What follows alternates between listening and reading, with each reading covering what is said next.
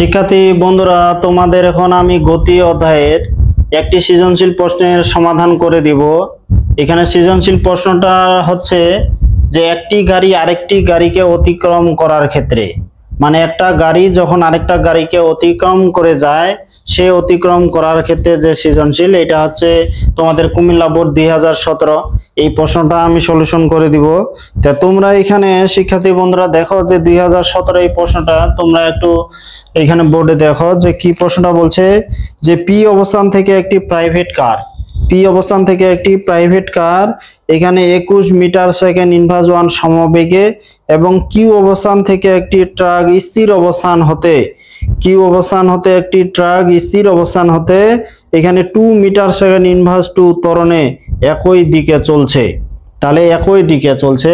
তো শিক্ষার্থী বন্ধুরা, তোমাদের বোঝার জন্য আমি এখানে একটু ছবিটা অঙ্কন করার চেষ্টা করছি। আমি অঙ্কনে তেমন ভালো না, তারপরে একটু বোঝার জন্য আর কি। তো এখন দেখো যে এখানে পি অবস্থানে একটি প্রাইভেট কার আর কিউ অবস্থানে একটি ট্রাক। এখন প্রাইভেট কার থেকে ট্রাকটা কিন্তু 80 মিটার সামনে আছে। তা প্রাইভেট কারটা পিছন দিক দিয়ে কি হচ্ছে, সমবেগে যাচ্ছে। আর প্রাইভেট কারটা কিন্তু স্থির ছিল। যখন প্রাইভেট ট্রাক থেকে প্রাইভেট কারটা 80 মিটার পিছনে ছিল, ওই মুহূর্তে ট্রাকটা একটা স্থির অবস্থান থেকে একটা বেগ নিয়ে বা একটা ত্বরণ নিয়ে যাত্রা শুরু করলো।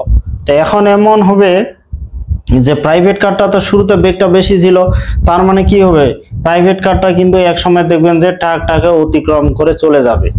ট্রাকটা কিন্তু স্থির অবস্থান থেকে একটা ত্বরণ নিয়ে যাচ্ছে, তাহলে ট্রাকটা কি হবে, আর কিন্তু আস্তে আস্তে বেগটা বৃদ্ধি পেতে থাকবে। এক সময় কিন্তু ট্রাক আবার প্রাইভেট কারকে অতিক্রম করে চলে যাবে, তখন কিন্তু আবার প্রাইভেট কার এটা ধরতে পারবে না। তা শিক্ষার্থী বন্ধুরা, তোমরাও কিন্তু অনেক সময় বাস্তব ক্ষেত্রে তোমাদের ক্ষেত্রেও হয়েছে। মনে করে তোমরা সাইকেলে করে তোমাদের বিদ্যালয়ে যাচ্ছ, তো সাইকেলে করে বিদ্যালয়ে যাচ্ছ, তোমরা একটু গতি নিয়েই আসো সাইকেলটাতে। এখন সামনে একজন ব্যক্তি মোটরসাইকেলটা খালি ওই মুহূর্তে চালু করলো, তাহলে মনে করো এখানে তোমার সাইকেল, এটা কোনো একটা ব্যক্তির মোটরসাইকেল।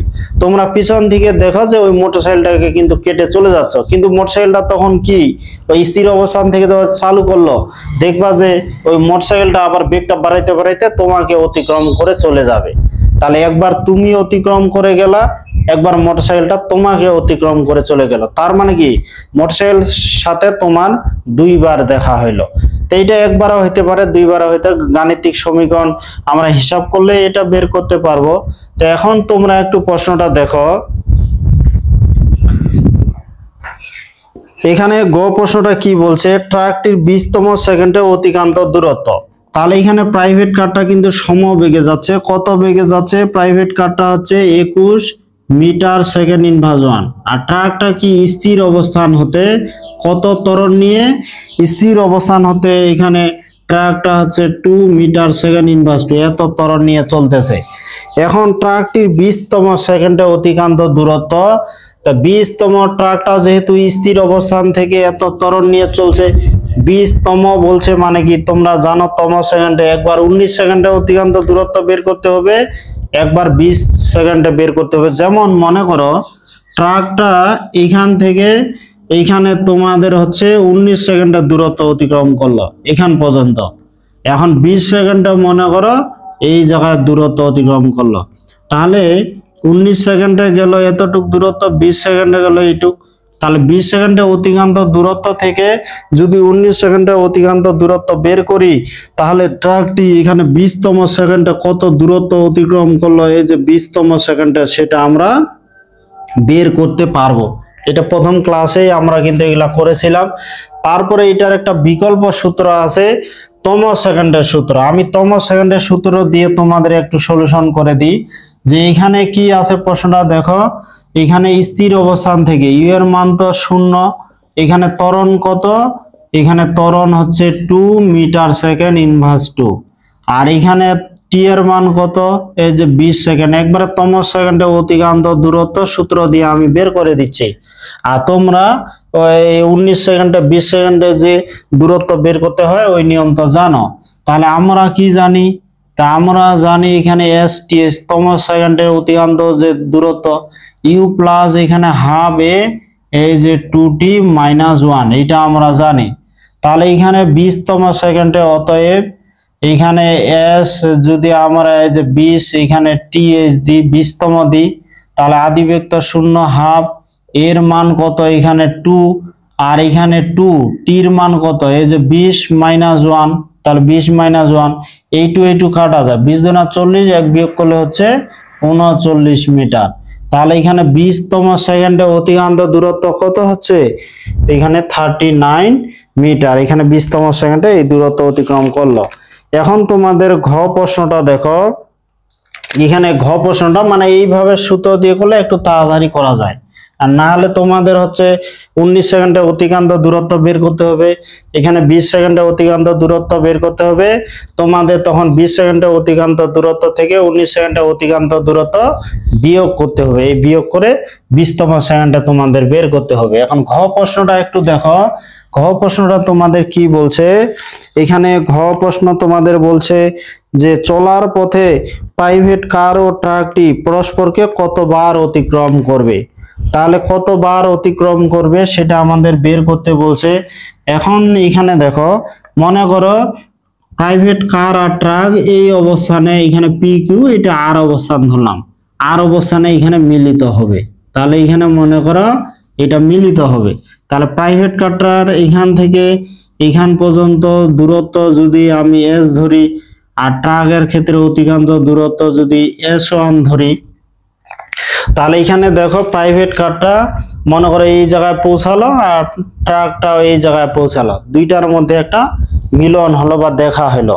তো কতবার মিলিত হবে তোমাদের যেটা লিখতে হবে, মনে করি প্রাইভেট কারটি, এখন প্রাইভেট কারটারও এখানে পৌঁছতে যত সময় ট্রাকটারও পৌঁছতে কিন্তু একই সময় লাগবে, তাহলে এখানে দুইজনকার ক্ষেত্রে সময় একই কিন্তু দূরত্বটা আলাদা হবে। তো এখানে যেটা আমরা বিষয় লিখবো, মনে করি এইখানে যে ঘ নাম্বার, যে মনে করি যে প্রাইভেট কারটি, যে মনে করি তোমার হচ্ছে কি যে প্রাইভেট, এই যে প্রাইভেট কারটি, তে কারটি টি সময়ে, প্রাইভেট কারটা টি সময়ে কি যে এস দূরত্ব অতিক্রম করে,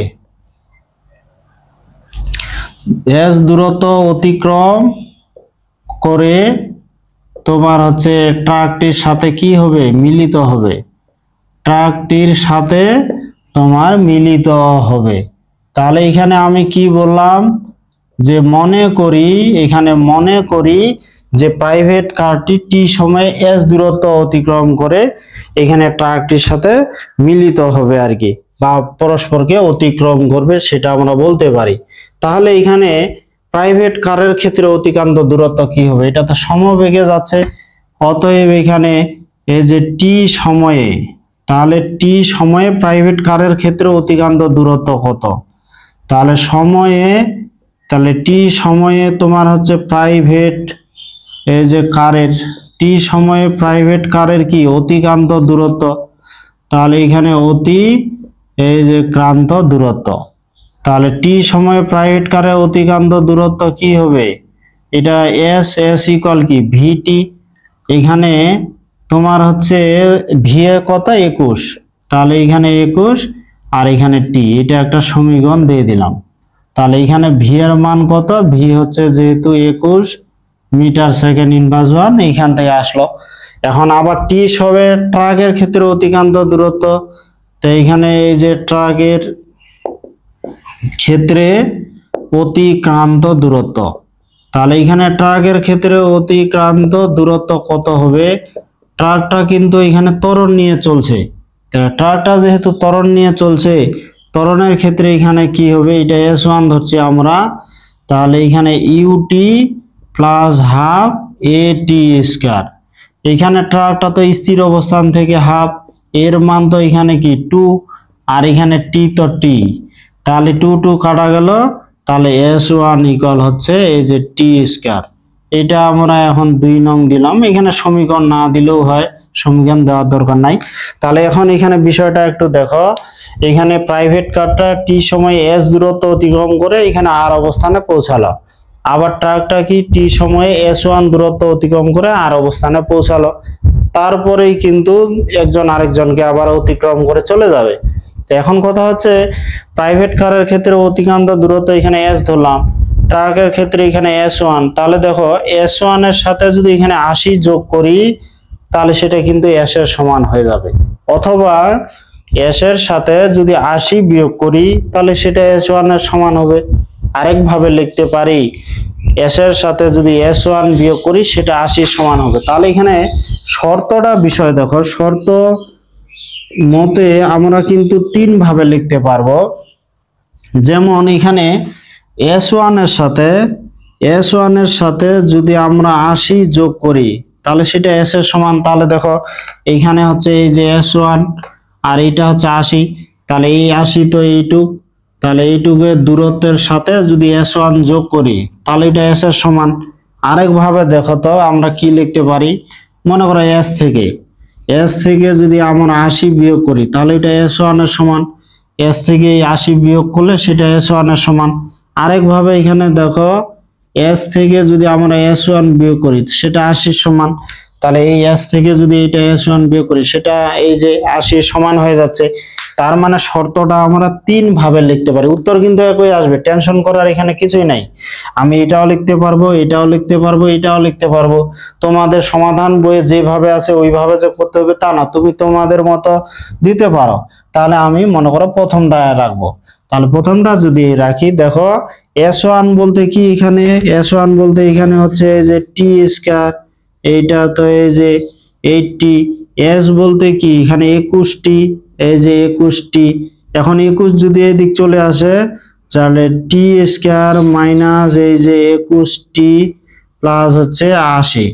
তাহলে এখানে কি কত হচ্ছে, তোমরা যদি উৎপাদকে বিশ্লেষণ করো 5 16 80 হয়, তাহলে এখানে 5 16 80 হয়। তোমরা যদি এটা উৎপাদকে বিশ্লেষণ করো সেখান থেকে টি এর মান বের করব, তাহলে এখানে টি স্কয়ার এখানে কত হচ্ছে 16টি মাইনাস এই যে 5টি প্লাস এই যে এইটা তো এদিক, তাহলে 0 দিতে হবে ডান পাশে, যে 80 = 0। তাহলে এখানে 5 16 80 আর 16 5 21 হয়ে যায়। তো এখন এখানে যদি টি কমন নিই তাহলে টি মাইনাস 60 মাইনাস 5, এখানে 5 কমন নিলে এই যে টি মাইনাস এই যে 16, তাহলে এখানে 16 হচ্ছে, তাহলে টি মাইনাস 5 আরেকটা হচ্ছে টি মাইনাস এই যে 16 = 0।